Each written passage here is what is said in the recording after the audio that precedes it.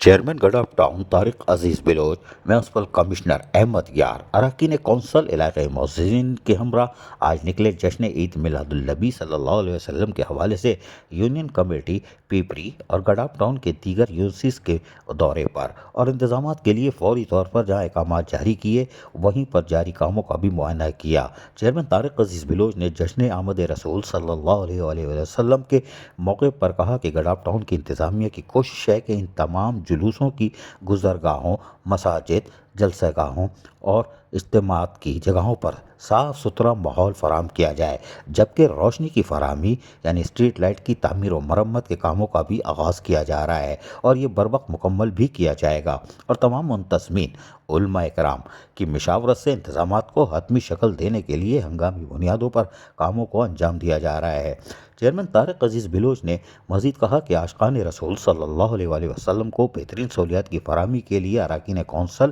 اور گڑھ ٹاؤن کی انتظامیہ کی کوشش ہے کہ جشن عید میلاد النبی صلی اللہ علیہ وآلہ وسلم کے موقع پر کسی بھی پریشانی کا سامنا نہ کرنا پڑے۔ ڈائریکٹر سینیٹیشن اشرف بلوچ، ڈپٹی ڈائریکٹر سینیٹیشن افضل لغاری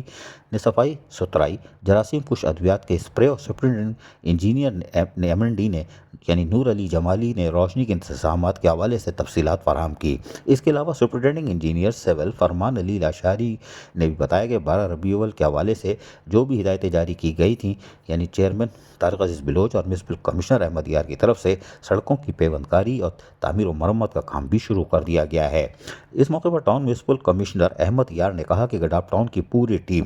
جشن عید میلاد النبی کے انتظامات پوری لگن کے ساتھ انجام دے رہے ہیں۔ علاقائی معززین نے چیئرمین طارق عزیز بلوچ، میونسپل کمشنر احمد یار، اراکین کونسل اور گڑھ ٹاؤن کی انتظامیہ کی آمد اور جشن عید میلاد النبی کے انتظامات کے حوالے سے شکریہ ادا کیا اور اس موقع پر پارلیمانی لیڈر، کونسل ممبر میر عباس ٹالپور، ممبر علی محمد قبول، ممبر سنی مسیح بھی موجود تھے۔ عزیز عارف، KBS بلدیاتی نیوز کراچی۔